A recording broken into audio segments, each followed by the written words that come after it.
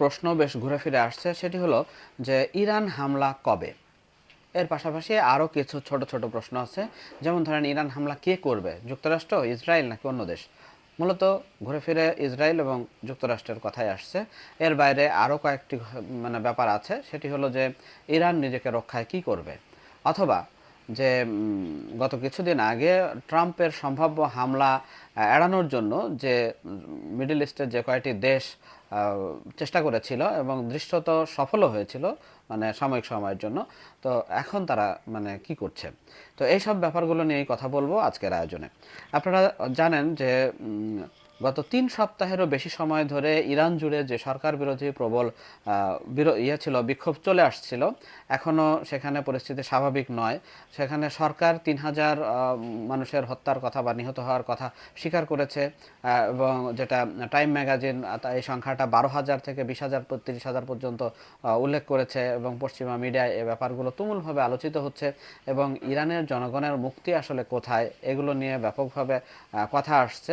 ঠিক সেই মুহূর্তে ইরান হামলার ব্যাপারে একটি বাড়তি সতর্কতা সংকেত আমরা দেখতে পাই। সেটা হলো যে তুরস্কের পররাষ্ট্রমন্ত্রী তিনি একটি আলোচনায় সংবাদ মাধ্যমে বলেছেন যে ইসরায়েল আসলে গোপনে ইরান হামলার পরিকল্পনা আঁটছে। আমরা দেখেছি যে ট্রাম্প যেটা ওই বিক্ষোভকারীদের মধ্যে থেকে মৃত্যুদণ্ডে দণ্ডিত করার ব্যাপারে যখন ইরান মৃত্যুদণ্ড কার্যকর থেকে ফিরে আসলো বা সিদ্ধান্তটা স্থগিত করলো, সেই সময় ট্রাম্প বলল যে আচ্ছা, আমি পরিস্থিতি পর্যবেক্ষণ করছি।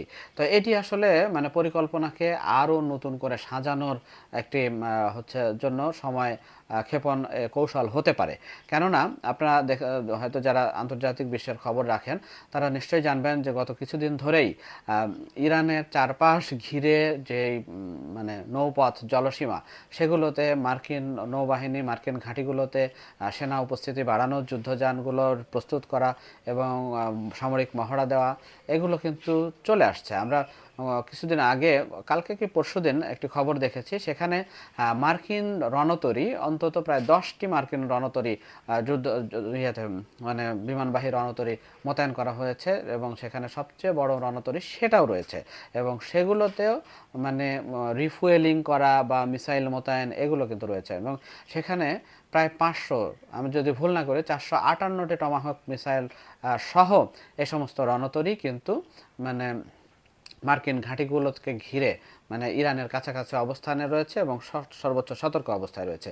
আমরা গতকালকে একটি খবর দেখেছি যে আগের দিন আইডিএফ এর যিনি প্রধান, অর্থাৎ ইসরায়েল ডিফেন্স ফোর্সের প্রধানের সঙ্গে সেন্টকম, অর্থাৎ মার্কিন প্রতিরক্ষা দপ্তর যেটা, সেন্টকমের প্রধানের একটি বৈঠক হয়েছে, এবং সেখানে কৌশলগত নিরাপত্তার বিষয়গুলো আলোচিত হয়েছে, এবং সেগুলো নিয়েও করণীয় এবং সেগুলো নিয়েও সতর্কতা জারি করা হয়েছে।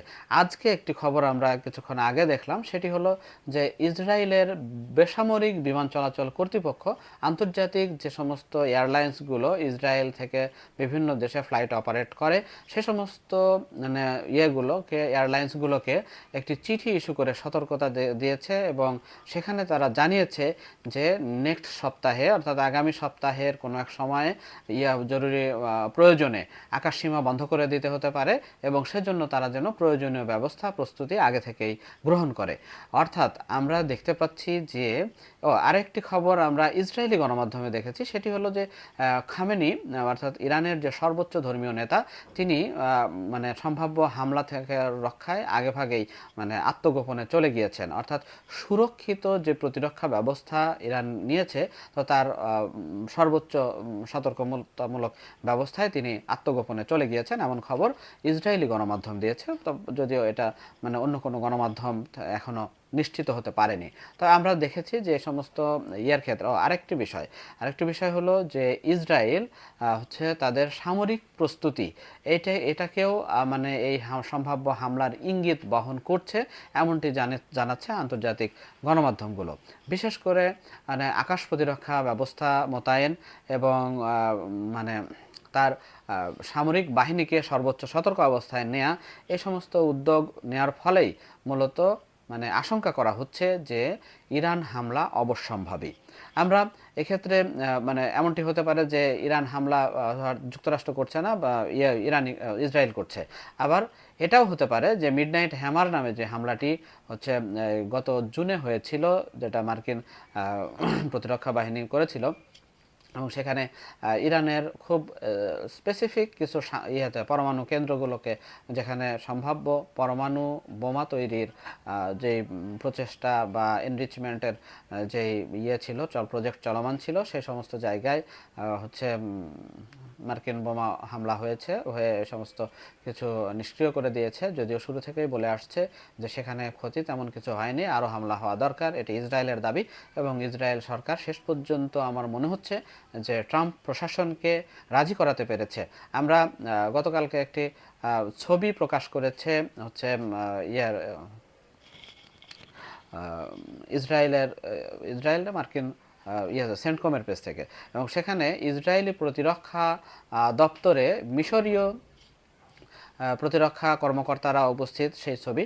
তো এতে করে একটি বিষয় পরে যদিও সেটা মুছে দেওয়া হয়েছে, এবং দেখা যাচ্ছে যে মিশর ওতপ্রোতভাবে ইসরায়েলের সাথে কাজ করছে এই প্রজেক্টে।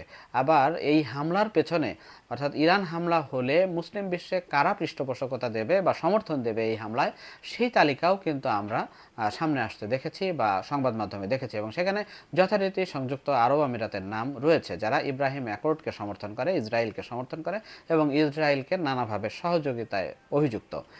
সংযুক্ত আরব আমিরাত রয়েছে, এই তালিকায় রয়েছে মিশর এবং জর্ডানও। ফলে মানে সামগ্রিক পরিস্থিতি ইরানের জন্য মোটেই স্বস্তিদায়ক নয়। ইরানের সরকারি দল বলি, বিরোধী দল বলি, যে একটা সম্ভাব্য সামরিক পদক্ষেপ যে আঁটা হচ্ছে, এই বিষয়টি এখন পরিষ্কার। কিন্তু এটা হয়তো মানে আর 2-4 দিন অথবা এ সপ্তাহে বা নেক্সট সপ্তাহের মধ্যেই বিষয়টি আরও পরিষ্কার হবে।